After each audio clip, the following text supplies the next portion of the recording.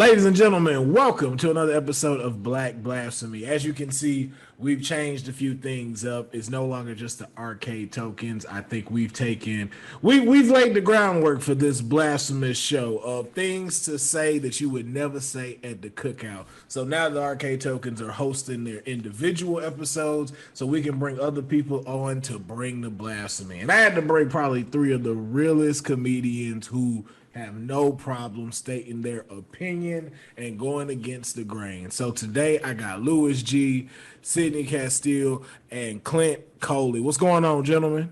How you doing, man? How you doing? What up, baby? What up? What's good? Yes, indeed. Yes, indeed. So the way Are we allowed to cuss? Yes, this is a no. Way to ask now. You want to cuss so bad, right? Yo, can we cuss this shit? Is that cool? Before you do the intros, get through it. Can a nigga be him? Yeah, yes, please. That's why I brought all three of y'all together. So for those that know and for those that don't know how this works, what we're gonna do is we're gonna go around and we're gonna have you select from 4 categories. We got general black culture, we got food, music, and then movies and television. Now, the person who chooses the category is going to have to figure out who said this blasphemous statement. And it could be any one of us, and that is including the host, me. So I am gonna go ahead and select Lou G to go first. Lou, go ahead and select the category, and we're gonna put up the first blasphemous statement. You have 2 minutes to figure out who said this statement. All right, shit. Let's go with music. All right. Headed to music. So usually we do throwing under the bus between us and Arcade Token. So they're not here, so I'll throw myself under the bus. I have never listened to a Biggie album. Well, that doesn't shock me. But yeah, it doesn't shock me. It doesn't shock me. But I feel like I've heard your opinion on Biggie, and I feel like now, knowing that you've never listened to a Biggie album, that your opinion on how good or how not good Biggie is could use a revisit. I heard his hits.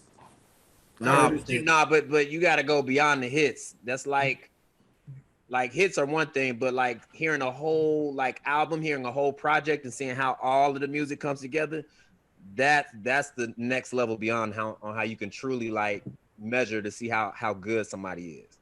I'm gonna give it a listen just because of how you explained it. Don't nobody put it eloquently like that. Just because of you, I'm gonna give Biggie his respect and listen to this album. Every time somebody else said, I'd be like, I'm still not downloading it. I appreciate that.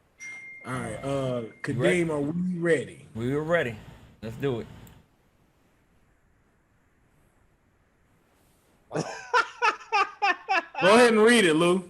Yeah, Jagged Edge is wildly overrated, and you can tell the story of R&B without them niggas. I know it doesn't say niggas, but I added niggas for a fact.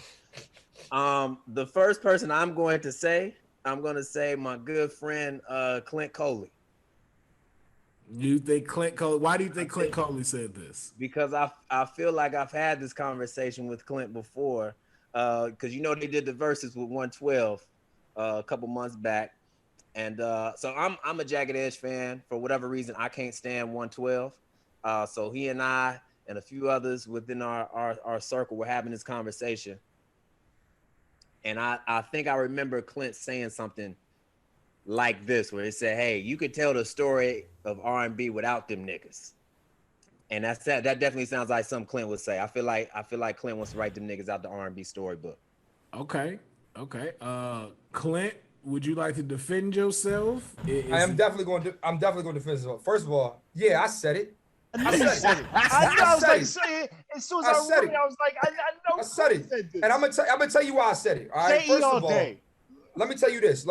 All right. I think do I think they can sing? Absolutely. Do I think they're good? Absolutely.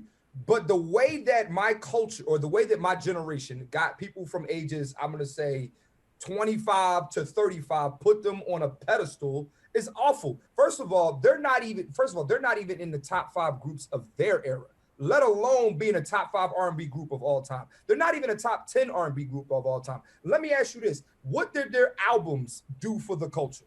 What did their albums do for music? What did their albums do for R&B? Let me give you some examples, all right? New Edition, one of the best R&B groups. Everybody knows Heartbreak is a classic album. Not only is Heartbreak a classic album, but they had spinoffs.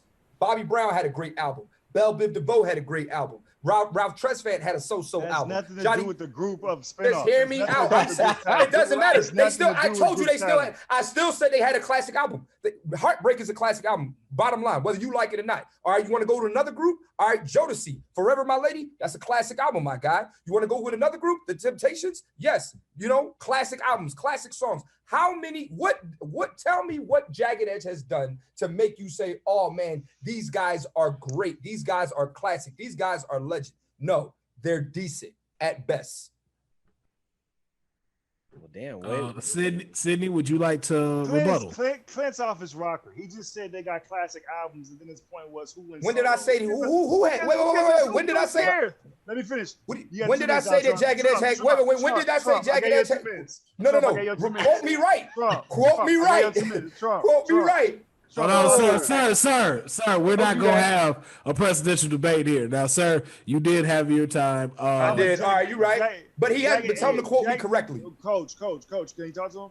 I just feel like Jagged Edge is for me. It was the first song I ever sung to a girl. Was I Gotta Be.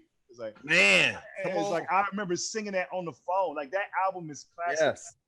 The second album is dope as hell. Like I remember I was in college, my freshman year in college. Like when I thought this girl was gonna have a baby, I remember J.E. That album is like the Red album. Like they got hits. The fact that you call it the Red album, it's classic. Let me tell you something about 112. They don't never perform at the BET Awards. You know why? Because we don't want to see them there. You know why 112 I never did awards? Because we don't want to see them there. You know why 112? You know how they have outside singers? Sometimes you don't even make it into the show, but they'll let you sing outside.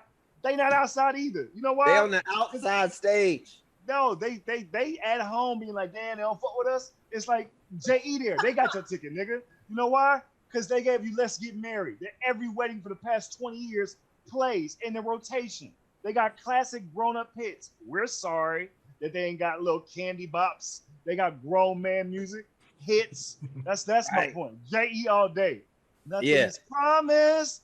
Oh, you. So why don't we let this thing go? Yes, it. I promise. J.E. all day. Name a twin in 112.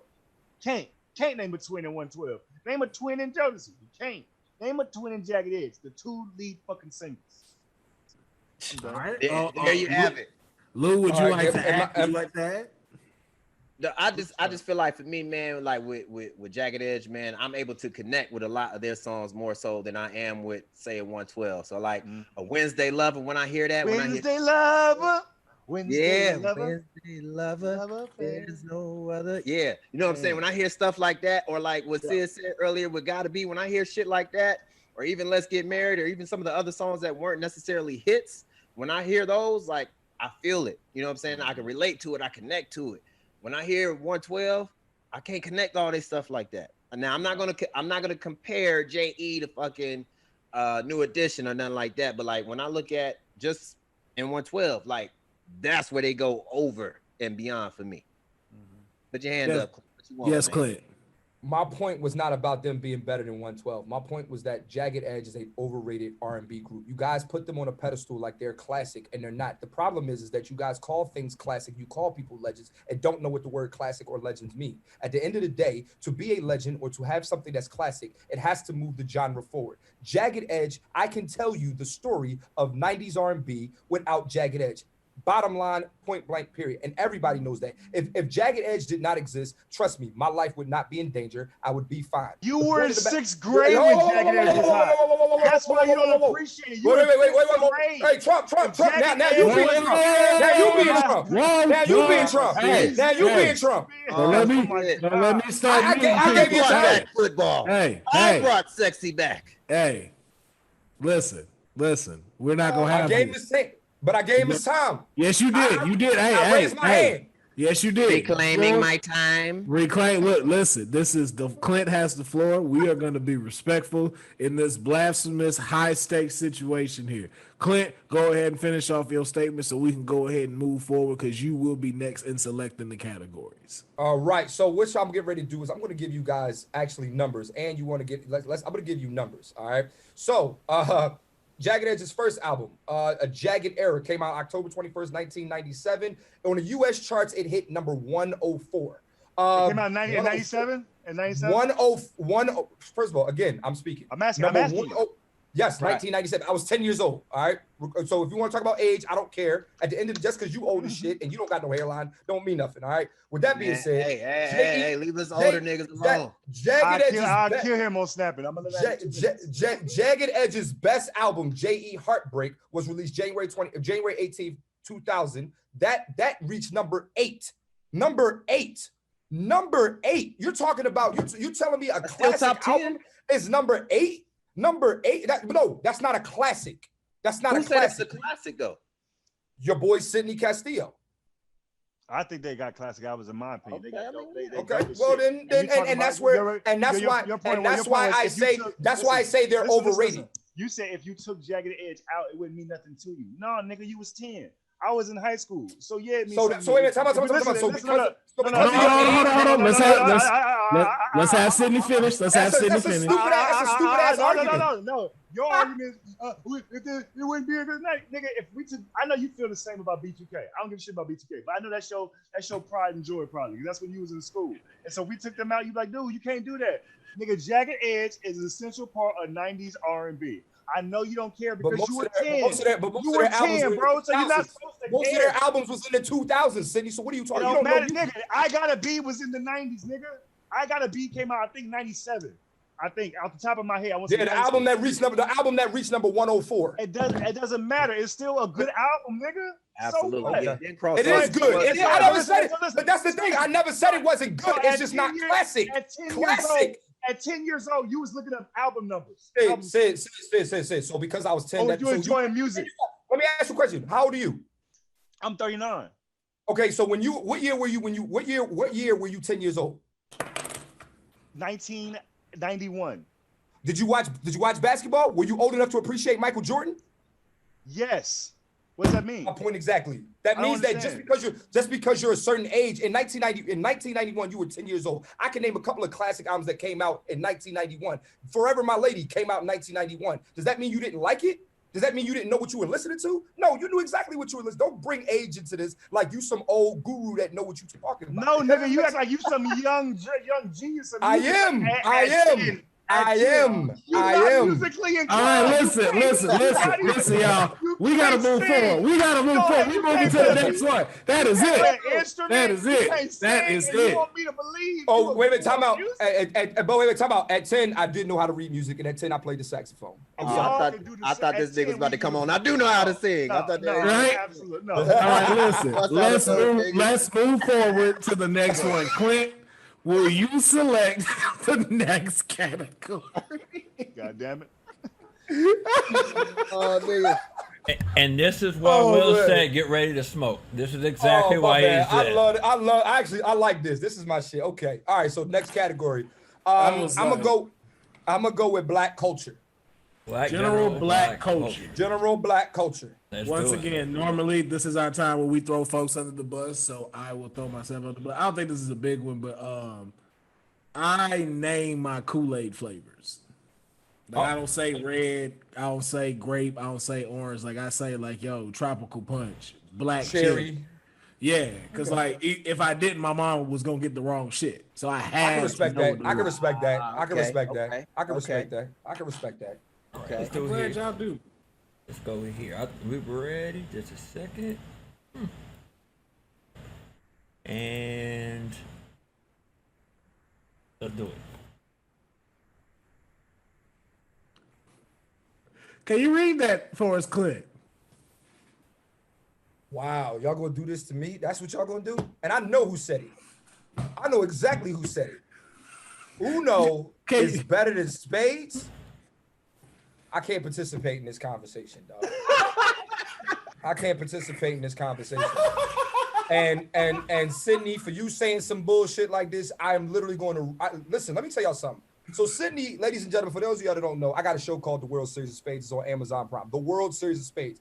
One of these people on this panel is a special guest referee. I'm hoping that I'm wrong that he didn't say this, because if he did, I swear to God, I'm scrapping your episodes. And I swear to God, I'm gonna get a new referee. I'm not even joking, dog. Uno is better than Spades. I'm gonna say Sydney said it because he would say some blasphemous shit like that, and he knows that I'm on this episode. And that's it. I'm gonna go with Sydney.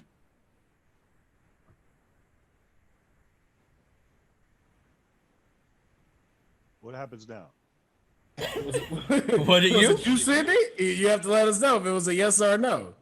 I mean, he came with so much passion. You know, he threatened to take me off his Amazon Spades show. I didn't say it. You sure? He did. He didn't. You didn't say it? All right. Well, I stand corrected. Luke. Woof. My spot is safe. I still got my episodes.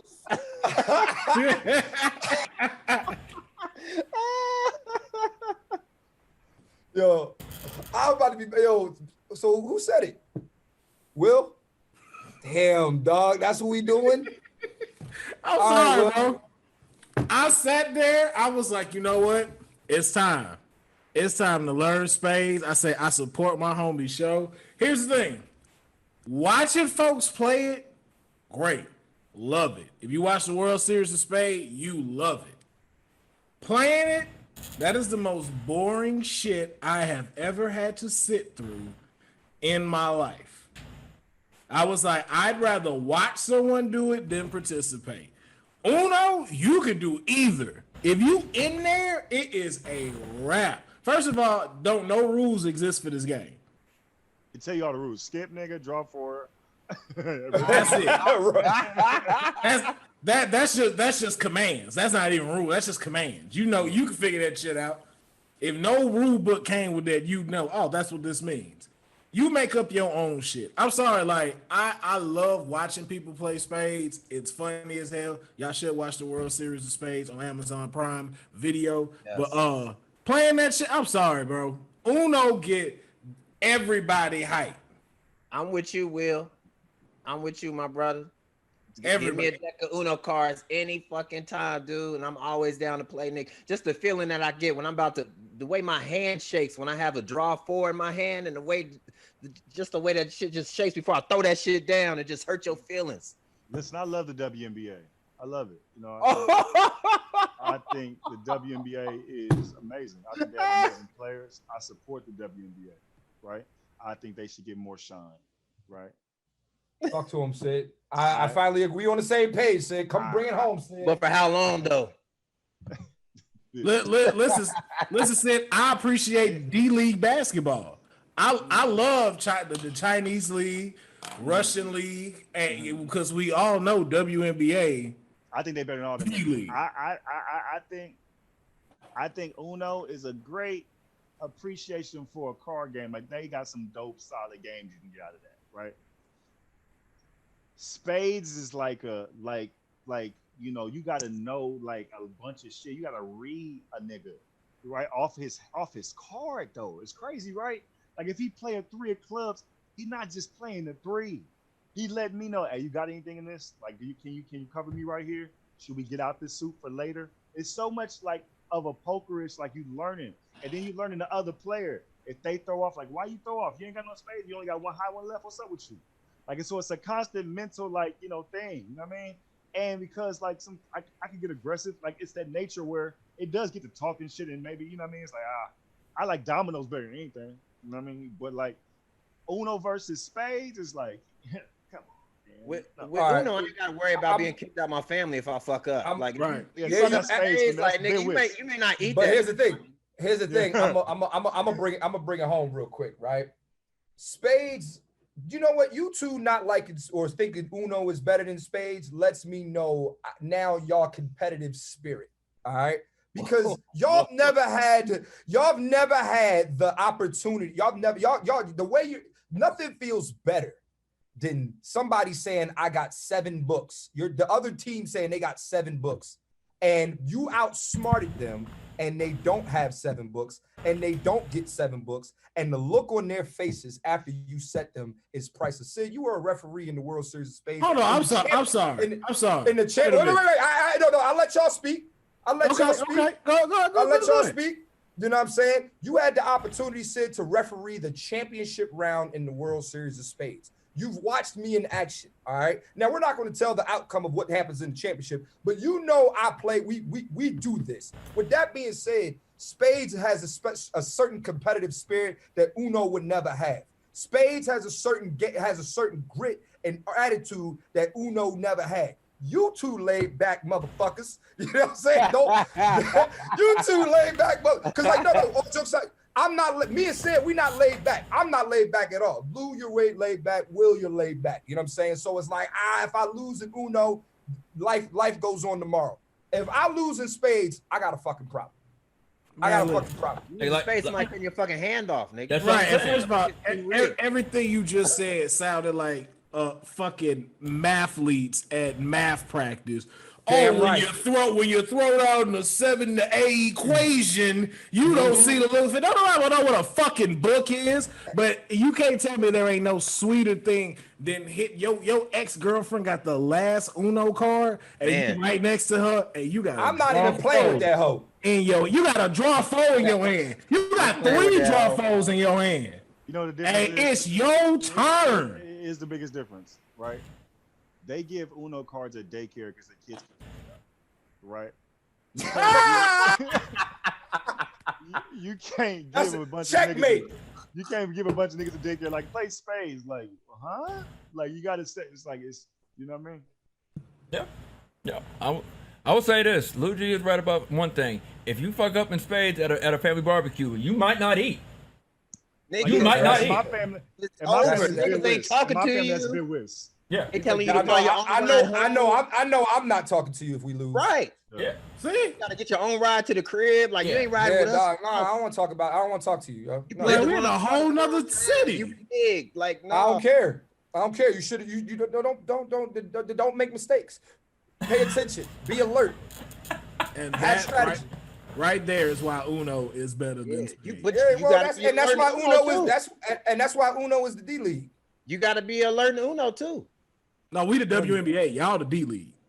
No, we are the NBA. Yeah, because people. I've never heard the World Series of Uno. We just now got the World Series of Spades. Because Uno is on PlayStation. Talk your shit, Will. Uno's on PlayStation. You got your 10 minutes ago, nigga. Relax. Right.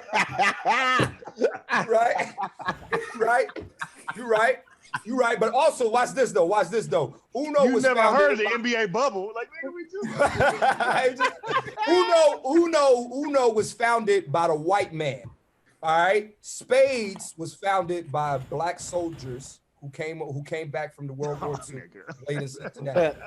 I'm paying tribute to my ancestors. Y'all go ahead and play the white man. What cards did they use to make Spades, and who did they get it from? The white man. It don't matter. No. Without them white cards, you couldn't have made black. My ancestors played Spades with they drew cards on loose leaf paper. Get the fuck out of here! Don't play our people like that. Sydney, it's your turn. I'm not even finna acknowledge that. Sydney, it is your go. We've already done general black culture and music. We got food and movies / television remaining. Which one of those two would you like? Movies and television. Movies and television. All right, let's do it. All right, continuing the bus throwing. I've never finished watching Belly. Neither have I. Wow. I get through that. I couldn't get through it, man. It's shot too poorly. I'm sorry. I get it, but nah. So you didn't like CB4 either? CB4 is one of the most underrated movies I've ever watched. That shit is hilarious. It is funny, but I'm not, Well, whenever y'all You didn't want to see if Nas and them went to Africa or not? You didn't want to? That's what threw me all the way off, because I saw the end part. I was like, this is not Africa. This is New York. What is happening? Like the first thing he was like, wow, Africa, it's beautiful, man. I'm like, this is Times Square. What the fuck is going on? Then to find out he didn't want to film no more, so they couldn't film that part. I'm like, I will shout out Hype Williams for that though. yeah, he did what he could, and I give him respect for that. Absolutely. Belly not one of the movies I can like quote or remember. Like I remember certain scenes, but I don't watch Belly over and over again like I do other movies. Right. But like I'm familiar with Belly. Like, oh yeah, I know Nas. I remember the Jamaican nigga and fucking the girl in the car. Like, oh, I remember Belly. You know what I mean? Right. Like I can't be like, oh, and then like Me neither. I remember a couple lines, but I feel what y'all saying. I just remember I don't like that shit. And then when fucking Method Man was standing outside, I rode Dolo from state to state. Ah, like I remember that shit. But other than that, that's it. That's all I got. Yeah, you got me. So, all right, let's go ahead and put this up and see what we got. All right.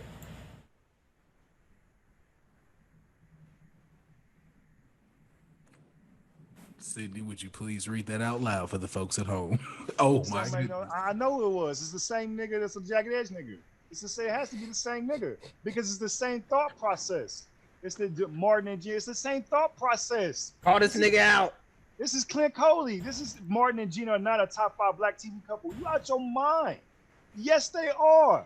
Yes, they are. First of all, we only have 5 fucking black shows. They gotta be top 5. I want to. Oh, well, first, Clint, is this you? No, yes, it's him. Let me said it. finish. Yes, it's him. Okay. And what he's gonna Definitely do is Clint. gonna go like, well, what did they move the culture? Like if you got the Huxtable, and then you got Billy, you got Claire, and then you got the Fresh Prince because they from Philly, and then you got the Good Times. Listen, What he said? Did they move? Then you got Good Times. They moved the culture. Martin and Gina spoke to the young black couple.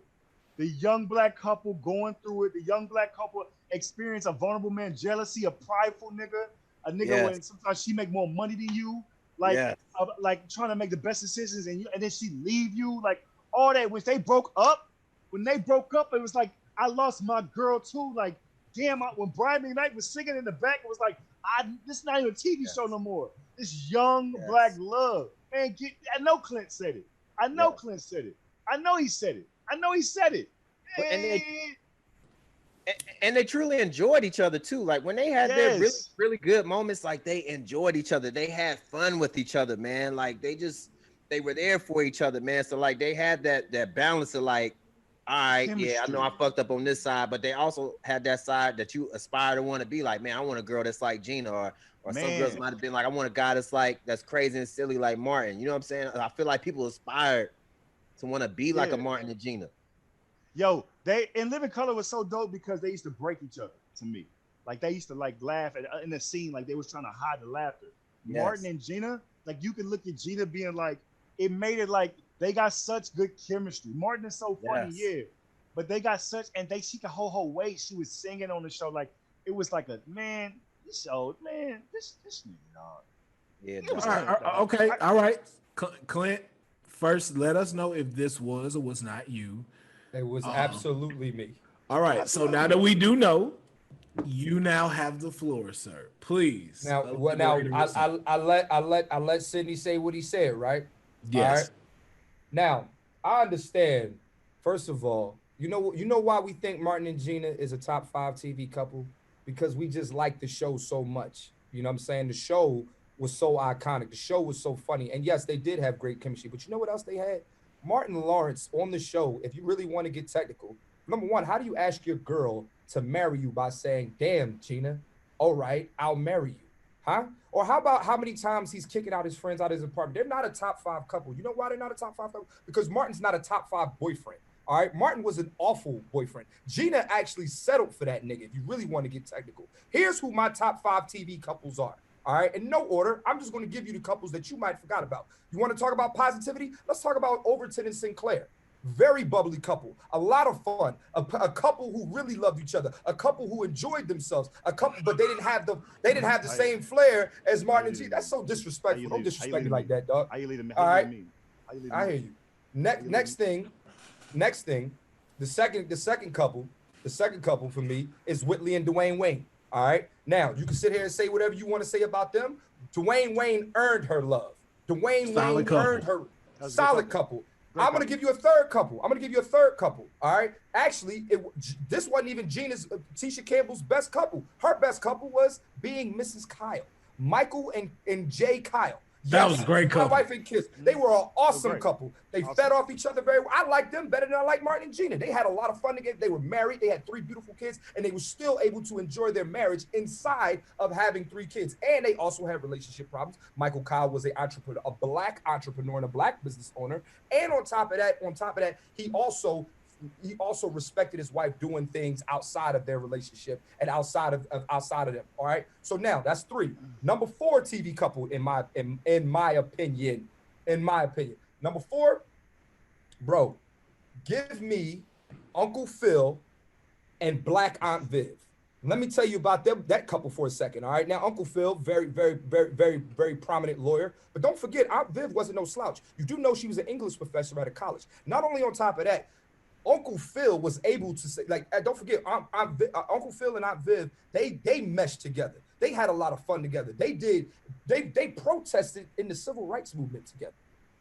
You know, so that's 4. And then last but not least, my favorite TV couple, Flavor Flav and Hoops. All right. Flavor Flav. Get the fuck out of here. Okay. All right. I was with you all along. I was like, yo, bro, he almost got it. I'm joking. He almost had his 5. I'm joking. No, but my number 5 TV couple, and this is just for me. I was a real big fan of George and Weezy, and mainly because I could, and even though I wasn't out when, and I had to go rewatch the show when I was older. You know what I'm saying? What I liked about George and Weezy was that Weezy, even though George was so arrogant and so it's such a bigot with everybody else, with Weezy he was different. With Weezy he was soft. He knew he couldn't move without her, and he knew that was somebody that he needed in his corner at all times. So in my opinion, no, I don't think Martin and Gina was a top 5 TV couple. I don't think Martin and Gina really had everything that I look for in a relationship. And at the end of the day, everybody say, oh, they're couples goals because of the times that they're silly. But let me tell you something. There is something very hurtful about telling your girlfriend, all right, yo, fuck it, I'm gonna just marry you because you ain't got nothing else better to do. And the other things that he did in that relationship, he was very toxic, he was very insecure, and he only cared about himself.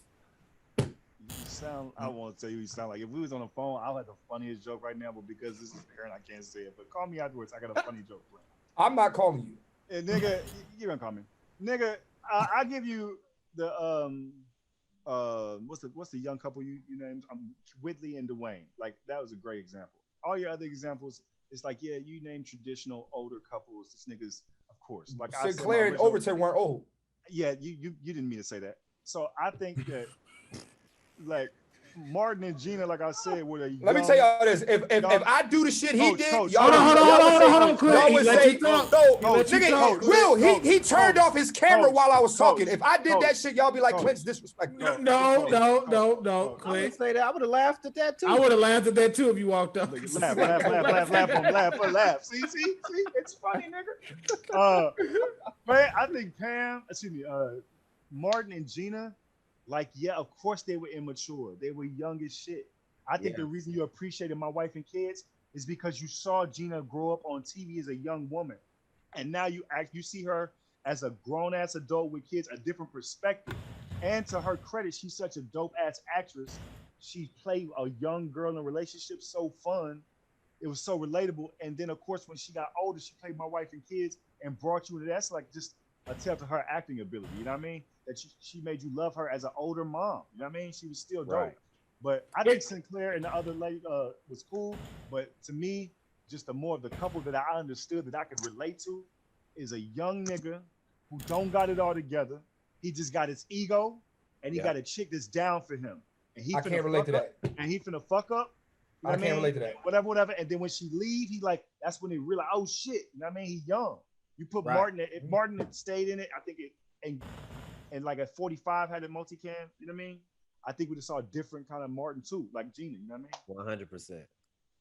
Yeah, I think the thing too, you gotta remember, like Sydney said, like they were young. And so of course, like you gonna have the fuck boy she date. Like that's the one she gonna give a chance, that's the one she gonna go back and forth with. And as you saw, even like towards the end, she was getting her stuff together and was kind of distancing herself from Martin. It was kind of like, yo, then he was starting to kind of do his thing, so they stuff was kind of starting to fizzle out too. Then, you know, if you really want to try to tie the universe in, nigga, she went, met the fucking Kyle dude, got pregnant, and then had my wife and kids. So it was like, it's a very accurate, like, depiction of a young couple. But the thing is, I said they're not a top 5 TV couple, and you know the point that City keeps making is that I relate. Well, City, you and I ain't the same person. You know what I'm saying? That's and why, nigga. Why you getting sensitive? That's why it's 3-4 niggas on nigga, here. who the fuck? Ain't nobody. Wait. Nobody's getting sensitive. The point is, I'm saying you're saying that you relate to them. That's not a sensitive comment. That's a fact. We all saying stuff because of how we relate to it, though. Right. But what I'm saying is that I'm saying is that I didn't relate to Martin. I didn't like Martin's character on Martin, to be honest with you. I didn't. I just didn't. I thought he had a short man complex. I thought he was like, I think the show was absolutely funny. I think the show moved the culture forward, blah, blah, blah, blah, blah. But we're talking about them as a couple on camera. No, to me, I like 5 other couples that I think are better than them. There's nothing wrong with it. I'm not disagreeing with you. Every point y'all made about Martin and Gina ain't wrong. I'm just saying that don't make me feel like they're top 5. For you. That's all I'm saying. Nobody's being sensitive. That makes sense. Yeah, shit, but for me, they top 5 for me. I fuck with them. As far as realism go, yeah. I was like, where this nigga go? Man, like, cause no, it's easy to call a nigga sensitive when he making his point. Like, no, but you said this. This you said you shit. Ain't nobody sensitive. They're not sensitive. Like, it was this. Now niggas gonna watch this episode like cleansing his feelings. Like it's always cleansing his feelings. Cleanse not his feelings, man. Cleanse not his feelings. I'm sensitive. It's me. Yeah, it's you. You toxic. You toxic. All right, y'all. We've had all of y'all go. I think we have one more. What it was? Music or food. Food. Let's just go ahead and throw up food, and then I'm gonna let Lewis go ahead and make his assumption. All right. Give me one set up. Let me go back to this page. And while that's happening, back to some bus throwing. I think catfish is trash.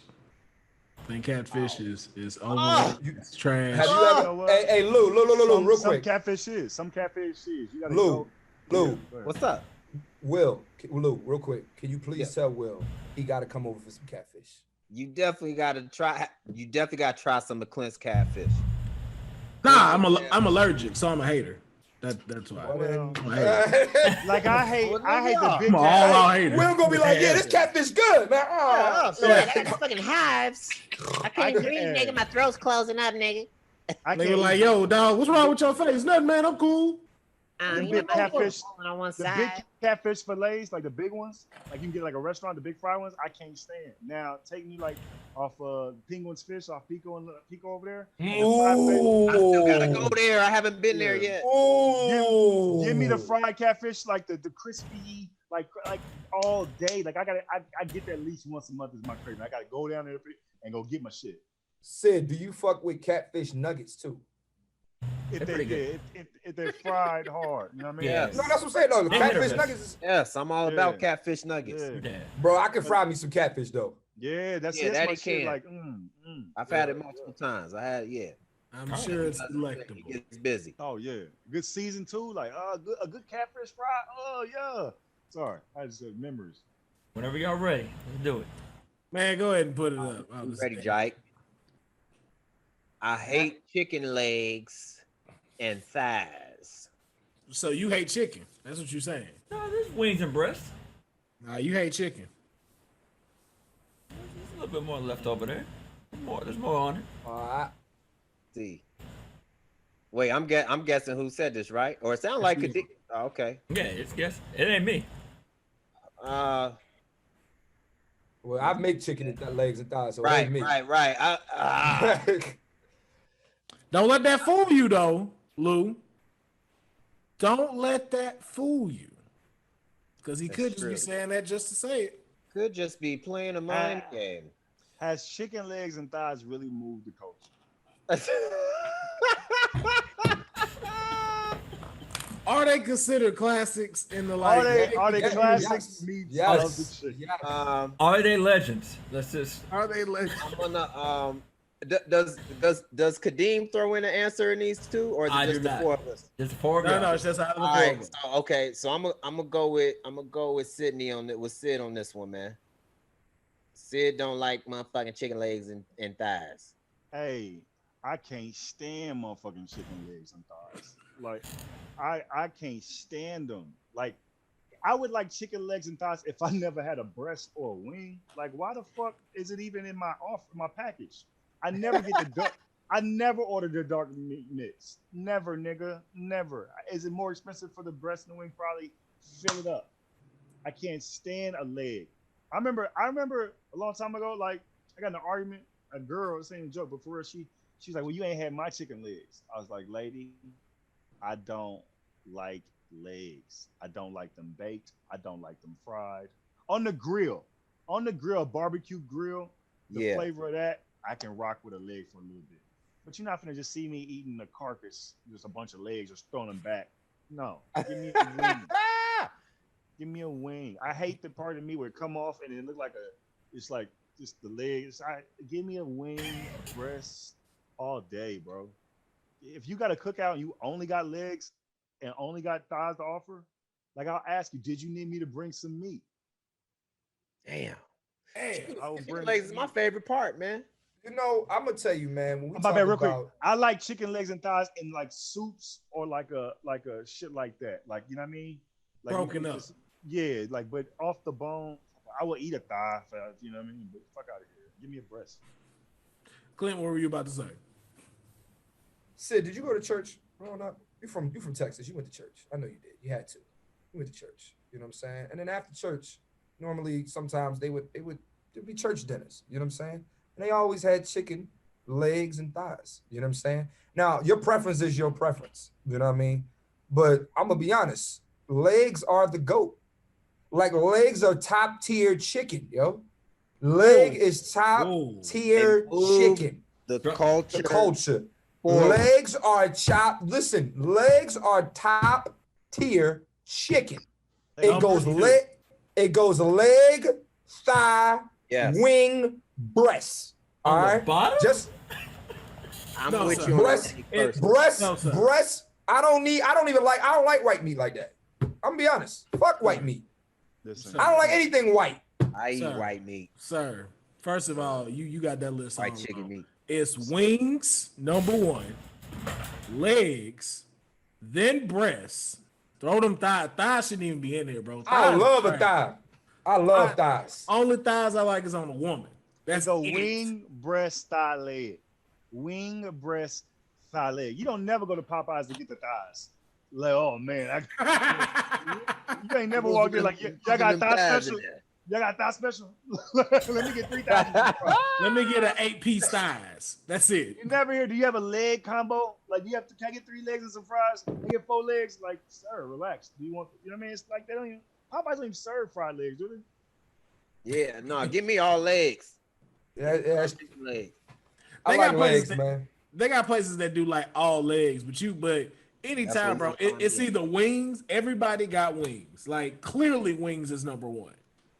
Wings is the bologna of chicken. Well, what kind of wings are we talking about though? Like, are we talking about like an actual chicken wing, or are we talking about like the drums and flats? Because I don't fuck with flats. If we talking about actual chicken wing, you can't tell me Chinese spots don't have some of the most fire, cool chicken wings. That's why it's number one. Okay, you know what? I'm not even mad at that. I'm not even mad at you. Right. I just had I had 4 wings from the Chinese spot. You're right. Number 2 is drumsticks, because drumsticks are universal. You can do anything with them. Like, you can buy a whole like 12-pack and you'll be good for the week. And that was the college struggle, man. I don't know if you're still doing that now, because y'all all successful. Drumsticks are best. Like, to be honest with you, drumsticks are best when you open them out the package and you throw them bitches away. Nope, don't need these. That's how you enjoy them the best. You can fry them up first. You can fry them up first, but then take that bitch and throw that bitch in the trash. Oh my goodness, Give me the chicken legs, man. I'm down for the chicken legs all day. If she make me chicken legs, I know she don't like me. She mad Did at she you. make you chicken legs? Yeah. My wife, I love my wife. You make me chicken legs, you not fucking with me right now. I get it. Damn, that's a real shit right there. That's a real sign.